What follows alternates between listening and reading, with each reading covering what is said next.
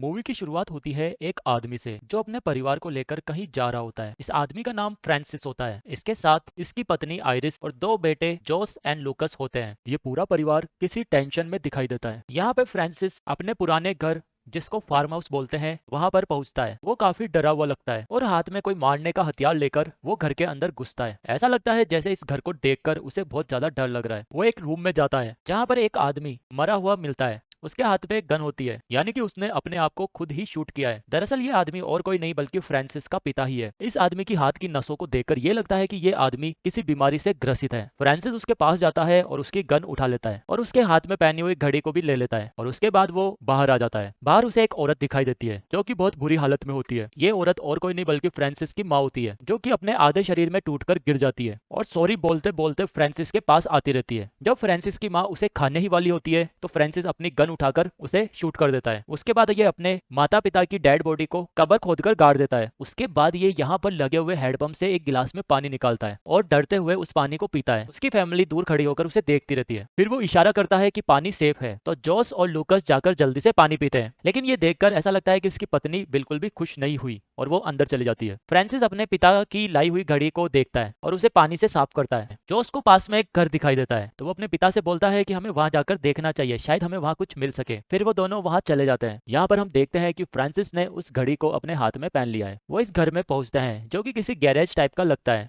यहाँ पर जोस को एक टॉर्च और एक रेडियो मिलता है। फिर उन्हें एक आदमी दिखता है जिसने अपने आप को मार लिया होता है। फ्रांसिस बोलता है कि जाओ उसके पास लगी हुई चाबियां लेकर आओ। जोस जाता है और चाबी निकालने की कोशिश करता है लेकिन गलती से वो आदमी जोस के ऊपर गिर जाता है जिससे जोस बहुत ज्यादा घबरा जाता है और जल्दी से जाकर हैंडपंप में अपने आप को साफ करता है। फ्रांसिस अपने छोटे बेटे लूकस को एक गन्ना लाकर देता है जिसे खाकर लूकस बहुत खुश हो जाता है और फ्रांसिस भी उसे देखकर बहुत खुश हो जाता है। लेकिन आइरिस को ये सब देखकर कोई फर्क नहीं पड़ता। फिर ये लोग घर के अंदर बने हुए तहखाने में जाते हैं। यहाँ पर एक जनरेटर होता है। आइरिस बोलती है कि जाकर देखो ये जनरेटर सही है या नहीं। लूकस इस कमरे में जाने से थोड़ा घबराता है लेकिन फिर भी आइरिस के बोलने पर वो इस कमरे में जाता है और जनरेटर को चेक करता है। वो बहुत ज्यादा घबरा जाता है और ये बोलता है कि इसके अंदर डीजल नहीं है और जल्दी से वहां से चला जाता है। आइरिस भी उसके साथ चली जाती है और रूम को बंद कर देती है। फिर यहाँ पर कुछ पेंटिंग्स दिखाई जाती है जो कि शायद किसी बच्चे ने बनाई हुई होती है। रात पर ये लोग डिनर पर बैठते हैं और खाना खाने से पहले प्रार्थना करते हैं। खाने के बीच में ही जोस रेडियो को चेक करता है कि उसमें कोई सिग्नल आ रहा है या नहीं, लेकिन फ्रांसिस उसे बोलता है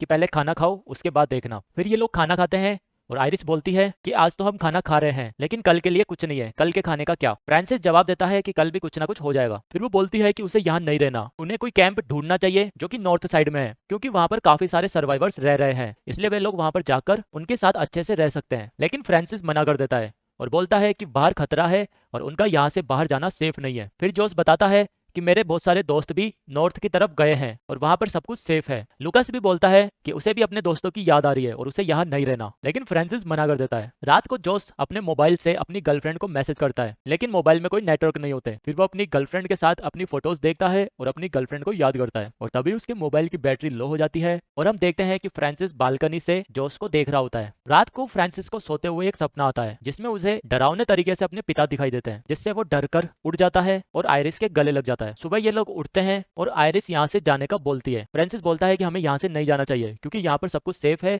और यहाँ पर पानी भी है, लेकिन आइरिस बोलती है कि उन्हें नॉर्थ की तरफ जाना चाहिए क्योंकि उसे यहाँ नहीं रहना। फ्रांसिस को बोलता है कि बाहर बहुत खतरा है लेकिन फिर भी आइरिस नहीं मानती और लास्ट में फ्रांसिस यहाँ से जाने के लिए तैयार हो जाता है। फिर ये लोग गाड़ी लेकर वापस नॉर्थ की तरफ निकल जाते हैं। गाड़ी में बैठे बैठे जोस बताता है कि माँ के पास किसी अंकल डिएगो का कॉल आया था और उन्होंने ही मम्मी को बताया था कि नॉर्थ की तरफ कैंप लगा हुआ है और ये लोग वहां आ सकते हैं। जिस पर फ्रांसिस आइरिस की तरफ गुस्सा होकर पूछता है कि तुमने मुझे क्यों नहीं बताया कि डिएगो का कॉल आया है, जिस पर आइरिस बोलती है कि उसने सिर्फ हालचाल पूछने के लिए कॉल किया था। यहाँ पर फ्रांसिस को देखकर ऐसा लगता है जैसे उसे आइरिस के किसी अफेयर के बारे में पता है और शायद आइरिस का वो अफेयर उसी अंकल डिएगो के साथ रहा है। ये दोनों गाड़ी में ही झगड़ने लग जाते हैं। झगड़ते झगड़ते ये लोग एक ब्रिज पर पहुंच जाते हैं जहाँ पर रास्ते में काफी सारी गाड़ियां लगी होती है और ब्रिज लास्ट में फेंस से बंधा होता है। फ्रांसिस फिर मना करता है कि हमें आगे नहीं जाना चाहिए क्योंकि ब्रिज बंद है और यहाँ से आगे कोई रास्ता नहीं है और किसी ने सोच समझकर ही ये ब्रिज को बंद किया होगा। लेकिन आइरिस नहीं मानती और वो बोलती है कि मैं बाहर जाकर फेंस को हटा दूंगी और तुम गाड़ी लेकर आ जाना। आइरिस कोई हथियार लेकर बाहर निकलती है और धीरे धीरे ब्रिज पर लगी हुई फेंस के पास पहुंचती है। लुकास ये सब देखकर डर जाता है और बोलता है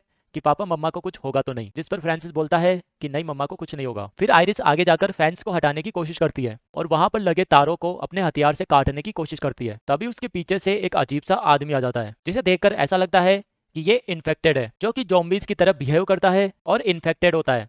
वो आयरिस पर हमला करने वाला होता है, तभी आयरिस वहां से भाग जाती है। फ्रांसिस गाड़ी से उतरकर भागकर आता है आयरिस को बचाने के लिए और जल्दी से अपनी गन निकालकर उस आदमी को गोली मार देता है। फिर वो जल्दी से आयरिस के पास जाता है और उसे बोलता है तुम्हें कोई चोट तो नहीं लगी। तभी हम देखते हैं कि पीछे से अचानक से एक और आदमी उन दोनों पर हमला करने वाला होता है, लेकिन तभी जोस गाड़ी का हॉर्न बजा देता है, जिससे इन दोनों को पता चल जाता है कि इनके पीछे एक आदमी है और फ्रांसिस उस आदमी को देखते ही गोली मार देता है। उसके बाद हम देखते हैं कि गाड़ी के पास काफी सारे ज़ॉम्बीज आ जाते हैं। दोनों बच्चे डर जाते हैं और मम्मा पापा चिल्लाते रहते हैं। फ्रांसिस जल्दी से आता है और एक को गोली मारकर गिरा देता है। फिर ये सारे इन्फेक्टेड लोग फ्रांसिस के पीछे भागने लग जाते हैं। आयरिस जल्दी से बच्चों को गाड़ी से निकालती है और दूसरी दिशा में भागने लग जाती है। फ्रांसिस एक एक करके सबको गोली मारता रहता है, लेकिन इससे कोई फर्क नहीं पड़ता। तभी उसे वहां पर एक बॉम्ब दिखाई देता है।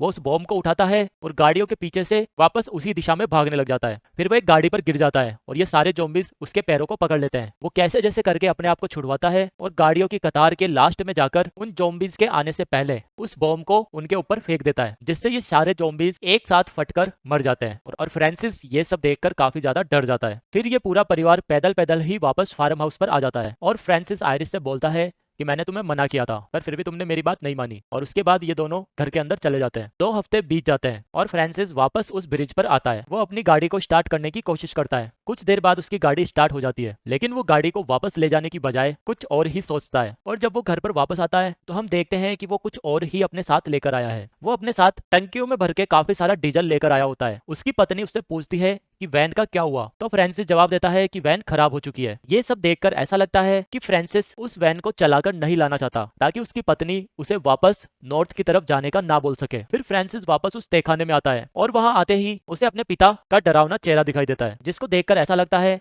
कि ये कोई इसके बचपन का ट्रॉमा है, जिसकी वजह से ये काफी ज्यादा डर जाता है। उसके बाद ये जनरेटर में डीजल डालता है और इस घर की सारी लाइटों को जला देता है। ये देखकर दोनों बच्चे बहुत खुश हो जाते हैं। उसके बाद फ्रांसिस गाना भी चलाता है और हमें ये पता चलता है कि ये इनकी सालगिरह का दिन होता है और ये अपने दोनों बच्चों के साथ मिलकर डांस करता है। लेकिन आयरिस ये सब देखकर अभी भी खुश नहीं होती, लेकिन धीरे धीरे वो भी थोड़ी बहुत खुश हो जाती है। दरअसल ये इनकी शादी की सालगिरह होती है। इसके बाद फ्रांसिस टीवी में अपने शादी की कैसेट चलाता है। आयरिस भी इसे दूर खड़ी होकर देखती रहती है। फिर ये दोनों एक दूसरे को देखते हैं और फिर एक दूसरे के साथ अच्छा समय बिताते हैं। दूसरी जगह जोस अपने फोन में अपनी गर्लफ्रेंड के वीडियोस देखता रहता है। तभी वहां पर लूकस आ जाता है। वो बोलता है कि उसे यहाँ पर सोना है क्योंकि मम्मी पापा अभी बिजी हैं। उसके बाद ये दोनों बच्चे मिलकर अपने पिता के बचपन का एल्बम देखते हैं। एल्बम में इन्हें डिएगो अंकल की फोटो दिखती है, जिसे देखकर लूकस बोलता है कि भैया तुम तो डिएगो अंकल जैसे दिखते हो। ऐसा सुनकर जोस थोड़ा सोच में पड़ जाता है। फिर लूकस बोलता है कि मम्मी हमेशा दुखी क्यों रहती है, तो जोस बताता है कि बाहर जो कुछ हो रहा है उन सब की वजह से मम्मी थोड़ी दुखी है। लूकस ये भी बोलता है कि मम्मी हमेशा मेरे से गुस्सा रहती है। उसके बाद ये दोनों अपने मम्मी पापा के गुस्सा होने की वजह पर बातचीत करते हैं। लूकस बोलता है कि अभी मम्मी पापा खुश है, तो क्या अब वो दोनों खुशी खुशी रहेंगे। इस पर जोस बोलता है कि उसे पता नहीं कि आगे क्या होगा। एल्बम की फोटोज देखकर ये लगता है कि डिएगो अंकल और कोई नहीं बल्कि फ्रांसिस का भाई है। अगली सुबह फ्रांसिस उठता है और अपने पिताजी की शर्ट पहनता है और आयरिस से डिस्कस करता है कि क्या तुम पूरी जिंदगी इस फार्म हाउस पर रहने के लिए तैयार हो। लेकिन आयरिस मना कर देती है। फ्रांसिस उसे समझाता है कि हम यहाँ पर सेफ है और हमारा परिवार भी यहीं पर है, तो हमें यहीं पर रहकर अपना परिवार को आगे बढ़ाना चाहिए। लेकिन आयरिस कोई जवाब नहीं देती। उसके बाद ये दोनों बच्चों के पास जाते हैं और बैठकर लंच करते हैं। फ्रांसिस मवेशियों को खाना डालने जाता है, लेकिन वहां पर एक कुत्ता होता है जो कि फ्रांसिस को देखकर भौंकने लग जाता है और उसके हाथ पर काट लेता है। फ्रांसिस उसे डराकर भगा देता है, लेकिन उसका हाथ घायल हो चुका होता है। आयरिस उसे पट्टी लगाती है और ये बोलती है कि हमें जल्द से जल्द डॉक्टर के पास जाना चाहिए क्योंकि तुम्हें भी इन्फेक्शन फैल सकता है। फ्रांसिस गुस्से में मना कर देता है और बोल देता है कि वो एकदम ठीक है। उसके बाद हम जोश को देखते हैं जो कि रोड पर जाकर रेडियो में सिग्नल तलाश करने की कोशिश करता रहता है। तभी उसे कुछ रेडियो में सुनाई देता है, जिसे सुनकर वो चौंक जाता है और अपने मम्मी पापा को बुलाता है। वो दोनों भी जल्दी से वहां पर आते हैं और जोस बताता है कि उसने रेडियो पे कुछ सुना है, जिस पर आयरिस बोलती है कि जरूर आसपास कोई कैंप है। ये सुनकर फ्रांसिस कुछ नहीं बोलता। आयरिस जोस से पूछती है कि उसने क्या सुना, लेकिन जोस बोलता है कि उसे याद नहीं आ रहा कि उसने क्या सुना। आयरिस बोलती है कि फोकस करो, क्या पता हम कैंप के काफी नजदीक हो। फ्रांसिस बोलता है कि उसने गलती से कुछ सुन लिया होगा और वहां से चला जाता है। रात में डिनर पर फ्रांसिस आयरिस से पूछता है कि वो क्या सोच रही है। आयरिस बोलती है कि ये सब कब तक चलेगा, हमें यहाँ से चलना चाहिए और कैंप पे जाना चाहिए, बाकी सर्वाइवल्स के साथ रहना चाहिए, वहां पर हम अपनी जिंदगी को अच्छे से जी सकेंगे। फ्रांसिस बोलता है कि मैं एक बार बाहर जाकर देख चुका, बाहर बहुत खतरा है और वो यहाँ से नहीं जाना चाहता। और फ्रांसिस बोलता है कि यहाँ पर सब कुछ सही है, फिर तुम क्यों वहां पर जाना चाहती हो। अगली सुबह जोस फ्रांसिस के पास आता है और वो बोलता है कि उसे थोड़ी देर के लिए जनरेटर चालू करना है और वो बोलता है कि ड्राइंग रूम में एक और म्यूजिक प्लेयर है, शायद उस म्यूजिक प्लेयर में सिग्नल आ सकता है, इसलिए वो उसे चार्ज कर ऑन करना चाहता है। लेकिन फ्रांसिस बोलता है कि वो सिर्फ एक म्यूजिक प्लेयर है, उसमें रेडियो का सिस्टम नहीं है, इसलिए ऐसा ना करे। और उसे जनरेटर ऑन करने से मना कर देता है। जोस बोलता है कि मैं भी मदद करना चाहता हूँ ताकि हम यहाँ से निकल सके। फ्रांसिस बोलता है कि जब ब्रिज पर लड़ाई हुई थी तब तुम कहाँ गए थे? तब तुमने देखा था ना कि कैसे हम मरने वाले थे और मैंने जाकर कैसे उन सारे ज़ॉम्बीज़ से लड़ाई करी थी तुम सबको बचाने के लिए। क्या तुम ये सब कर पाओगे? जोस डरते डरते बोलता है कि वो भी ये सब करेगा। फ्रांसिस गुस्से में उसे खेत में ले जाता है और एक लकड़ी पर बोतल रखकर जोस के हाथ में बंदूक देता है और उसे बोलता है कि इसे शूट करके दिखाओ। जोस गन को हाथ में लेकर डरता रहता है। वो डरते डरते गोली चलाता है। गोली की आवाज सुनकर आयरिस घर के बाहर आती है। फ्रांसिस जोस को उकसाता रहता है ताकि वो निशाना लगा सके। आयरिस और लुकस भी वहां पर आ जाते हैं। फ्रांसिस जोस को बोलता रहता है कि क्या हुआ, तुम तो बोल रहे थे कि तुम बाहर जाओगे लेकिन तुम तो इसे शूट भी नहीं कर पा रहे। गुस्से में जोस 3-4 फायर करता है जिससे फाइनली बोतल पर निशाना लग जाता है। फ्रांसिस बोलता है कि अच्छा था। तभी भी लोग देखते हैं कि गोलियों की आवाज से वहां पर एक ज़ॉम्बी आ जाता है जो कि उन्हीं की तरफ देख रहा होता है और कुछ ही पलों में वहां पर बहुत सारे ज़ॉम्बी दिखाई देते हैं और वो सभी के सभी उन चारों की तरफ बढ़ते रहते हैं। जब वे लोग भागते हैं तो ज़ॉम्बीज भी उनकी तरफ भागने लगते हैं। वे लोग भागकर जल्दी से अपने घर में घुस जाते हैं और दरवाजे को बंद कर देते हैं। ज़ॉम्बीज भी दरवाजे को खटखटाते हैं और दरवाजे को तोड़ने वाले होते हैं। ये चारों एक कोने में बैठ जाते हैं और फ्रांसिस बैठे बैठे सोचता है कि अब क्या होगा। ज़ॉम्बीज खिड़कियों को भी तोड़ देते हैं और घर के अंदर घुसने ही वाले होते हैं कि वहां पर एक गाड़ी आ जाती है जो कि हॉर्न बजाती है जिससे सारे ज़ॉम्बीज का ध्यान उस गाड़ी की तरफ चला जाता है और वो गाड़ी के पीछे भागते हैं। फिर वो गाड़ी उन सारे ज़ॉम्बीज को भगाकर कहीं और ले जाती है। ये सब देखकर ऐसा लगता है कि कोई और भी है जो इन सब घर वालों की मदद कर रहा है। फ्रांसिस बैठकर सोचने लग जाता है जैसे कि फ्रांसिस को पता हो कि वो कौन है और आयरिस भी कहीं ना कहीं जानती है कि वो कौन है। अगले दिन फ्रांसिस घर के बाहर जाता है और देखता है कि ज़ॉम्बीज ने सारे मवेशियों को मार दिया है और उनका पिंजरा भी तोड़ दिया है जिससे अब उनका पूरा खाना बर्बाद हो चुका है। आयरिस वहां पर आती है और बोलती है कि अब क्या करोगे। उसके बाद सीन शिफ्ट होता है और हम देखते हैं कि फ्रांसिस उसी आदमी के पास आता है जिसने कल रात को उन्हें बचाया था। ये आदमी और कोई नहीं बल्कि अंकल डिएगो ही होता है जो कि फ्रांसिस का भाई है। और यहाँ पर यह पता चलता है कि आयरिस का और अंकल डिएगो का अफेयर चल रहा है और आयरिस फ्रांसिस को छोड़कर डिएगो के साथ रहना चाहती है और जो इनका बड़ा बेटा है जोस वो असल में डिएगो का बेटा है। और यही वजह है कि फ्रांसिस इसी फार्म हाउस पर रहना चाहता है क्योंकि वो नहीं चाहता कि उसकी पत्नी डिएगो के साथ रहे और इसी वजह से वो अपनी पत्नी और बच्चों को इस आदमी से दूर रखना चाहता है। फ्रांसिस आता है और डिएगो को बोलता है कि तुम यहाँ क्या कर रहे हो, मुझे तुम्हारी हेल्प की कोई जरूरत नहीं है। डिएगो उसे समझाने की कोशिश करता है कि ये सब कब तक चलेगा और उसे बोलता है कि मैंने जो कुछ भी किया उसके लिए सॉरी, लेकिन तुम्हें यहाँ से चलना चाहिए और कैंप पर जाना चाहिए। लेकिन फ्रांसिस मना कर देता है। डिएगो उसे उन दोनों की कुछ बचपन की यादें शेयर करता है ताकि फ्रांसिस का मन पिघल सके। यहाँ पर यह भी पता चलता है कि फ्रांसिस बचपन से ही अपने घर से भाग गया था क्योंकि उसके पिता उसे बहुत ज्यादा टॉर्चर करते थे और उसके पिता का टॉर्चर एक ट्रॉमा की तरह अभी भी उसके साथ है और इसी वजह से वो कभी कभी ट्रोमेटाइज होकर कुछ भी कर देता है। डिएगो उसे बोलता है कि तुम यहाँ पर इतने दिनों तक कैसे रहोगे। फ्रांसिस बोलता है कि ये एक फार्म है और मैं यहाँ पर पूरी जिंदगी रह सकता हूँ क्योंकि यहाँ पर सुविधाओं की कोई कमी नहीं है। डिएगो बोलता है कि उसके यहाँ आने की वजह आयरिस नहीं बल्कि वो अपने भाई की मदद करना चाहता है और वो उसे बोलता है कि प्लीज मेरे साथ चलो क्योंकि तुम अपनी फैमिली को बहुत देर तक नहीं बचा पाओगे। और वो ये भी बोल देता है कि तुम अपने आप को ही नहीं बचा सकते, अपनी फैमिली को कैसे बचाओगे। फ्रांसिस गुस्से में आ जाता है और डिएगो पर गन तान देता है और बोलता है कि वो मेरी फैमिली है और वो फार्म भी मेरा है क्योंकि तुम अपना हिस्सा ले चुके हो, इसलिए तुम यहाँ से चले जाओ और मेरी फैमिली की परवाह मत करो। फिर डिएगो बोलता है कि शायद मैंने यहाँ पर आकर गलती करी है और वो यहाँ से जाने लगता है। जाते जाते वो फ्रांसिस को एक मैप देता है और बोलता है कि जब भी तुम्हारा मन बदल जाए तुम इस मैप को फॉलो कर कैंप तक आ जाना। फिर वो अपनी गाड़ी लेकर यहाँ से चला जाता है। उसके जाते ही फ्रांसिस उस मैप को देखता है और लाइटर निकालकर उसे जलाने लगता है, लेकिन तभी वो रुक जाता है और मैप को अपने पास रख लेता है। उसके बाद घर आकर वो और भी ज्यादा चौकन्ना हो जाता है और ज़ॉम्बीज़ द्वारा तोड़ी गई खिड़कियों को लकड़ियों से ढक देता है। फिर एक दिन जॉस और उसकी माँ एक दूसरे से बात करते रहते हैं। उसकी माँ उसे बोलती है कि वो इन सबसे अब थक गई है। फिर हम लूकस को देखते हैं जो कि एक मक्खी को मारते मारते तहखाने की तरफ जाता रहता है। तहखाने में जाकर वो रोशनदान की तरफ देखता है और वहां पर उसे एक ज़ॉम्बी दिखाई देता है जिसे देखकर वो डर जाता है और तभी वहां पर आयरिस आ जाती है और आयरिस उसे बोलती है कि डरो मत, वो बहुत कमजोर है और कुछ टाइम में मर जाएगा और फिर हम यहाँ से चले जाएंगे। फिर फ्रांसिस उस ज़ॉम्बी के पास जाता है। वो ज़ॉम्बी फ्रांसिस को देखकर बोलता है कि उसे मार दो। फ्रांसिस अपने हथियार से उसका गला काट देता है और अपने हथियार से कुछ खून अपने बनियान पर लगा लेता है।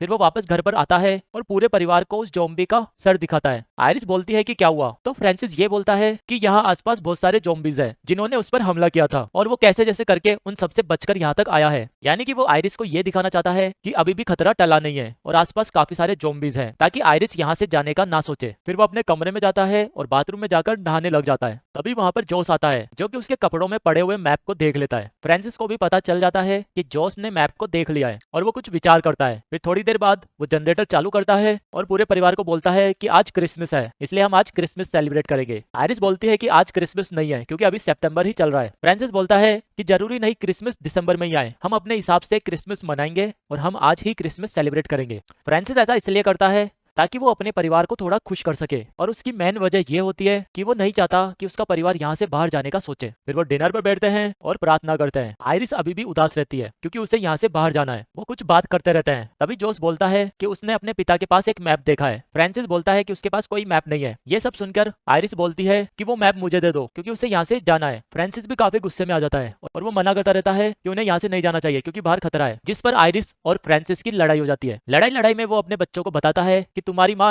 बहुत खराब है और उसने अपने पास्ट में बहुत गलत काम किए हैं और वो कुछ टाइम पहले हम सबको छोड़कर भी जाने वाली थी। ये सुनकर वो दोनों बच्चे चौंक जाते हैं। फ्रांसिस फिर भी बताता रहता है। फ्रांसिस बहुत ज्यादा गुस्से में आ जाता है। आयरिस अपने बच्चों को समझाती है कि वो अपने आप के लिए जाना चाहती थी क्योंकि वो अपनी नई जिंदगी शुरू करना चाहती है और वो फ्रांसिस के साथ रहकर बहुत दुखी हो चुकी है और उसके साथ और ज्यादा नहीं रहना चाहती। जोस अपने माँ की कहानी सुनकर रोने लग जाता है क्योंकि जोस को पता होता है कि इसका पिता फ्रांसिस नहीं बल्कि अंकल डिएगो है। आयरिस रोते रोते सब कुछ मान लेती है कि वो अंकल डिएगो के साथ रहना चाहती है और यहाँ से जाना चाहती है। जिस पर जोस अपनी माँ को सपोर्ट करता है और लूकस भी अपनी माँ को रोता देखकर अपनी माँ के लिए भावुक हो जाता है। फ्रांसिस अभी गुस्सा करता रहता है।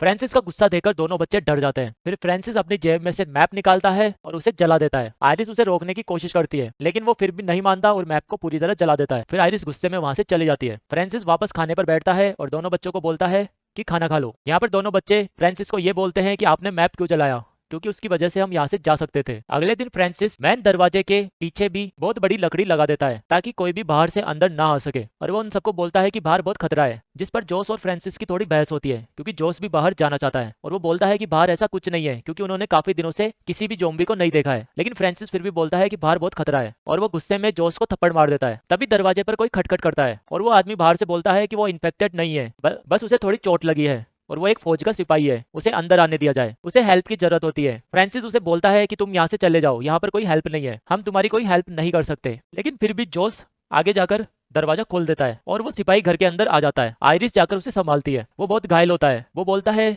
कि वो इन्फेक्टेड नहीं है, बस थोड़ा सा घायल हो गया है। फ्रांसिस अब भी उस पर शक करता है। वो आदमी बताता है कि वो नॉर्थ में लगे हुए कैंप पर से ही आया है। दरअसल वो अपने साथियों के साथ दूसरी दिशा में जा रहा था। उनके ऊपर ज़ॉम्बीज़ ने हमला कर दिया जिसकी वजह से वो अपने साथियों से बिछड़ गया और अकेला रह गया और ज़ॉम्बीज़ से बचकर भागकर वो यहाँ पर आ गया। फिर आयरिस उससे पूछती है कि ज़ॉम्बीज़ बाहर सब जगह है क्या, तो वो बताता है कि नहीं, जहाँ पर कैंप लगा है उस तरफ कोई भी ज़ॉम्बी नहीं है और ये डिपेंड करता है कि हम किस दिशा में जा रहे हैं। कैंप की तरफ कोई भी ज़ॉम्बी नहीं है और कैंप एकदम सुरक्षित है। उसके बाद फ्रांसिस उस सिपाही को स्टोर रूम में बंद कर देता है और आयरिस को बोलता है कि इसे सुबह तक बाहर मत निकालना क्योंकि ये इन्फेक्टेड हो सकता है और क्या पता ये ज़ॉम्बी बनकर अपने ऊपर हमला कर दे, इसलिए इसे सुबह तक तहखाने में रहने दो ताकि हमें सुबह तक पता चल जाएगा कि ये ज़ॉम्बी है या इंसान। फिर रात को जोस आयरिस के पास आता है और जोस उसे बोलता है कि उसे यहाँ से जाना है और उसे पता है कि उसके असली पिता फ्रांसिस नहीं बल्कि डिएगो है। आयरिस उसे बोलती है कि तुम अकेले बाहर कैसे जाओगे, तो जोस बोलता है कि मैं चला जाऊंगा और जल्द ही मदद लेकर वापस आऊंगा ताकि हम सब अपने पिता से छुटकारा पा सके। अपनी माँ से अलविदा लेकर जोस वहां से चला जाता है। अगली सुबह फ्रांसिस उसी पुराने सपने के साथ उठता है जिसमें उसे अपने पिता दिखाई देते हैं। वो किचन में जाता है, वहां पर सिपाही और आयरिस और लूकस खाना खा रहे होते हैं। फ्रांसिस पूछता है कि जोस कहाँ है, तो आयरिस कुछ जवाब नहीं देती। इस पर फ्रांसिस को शक होता है और वो जल्दी से बाहर जाकर देखता है। वो देखता है कि दरवाजा खुला है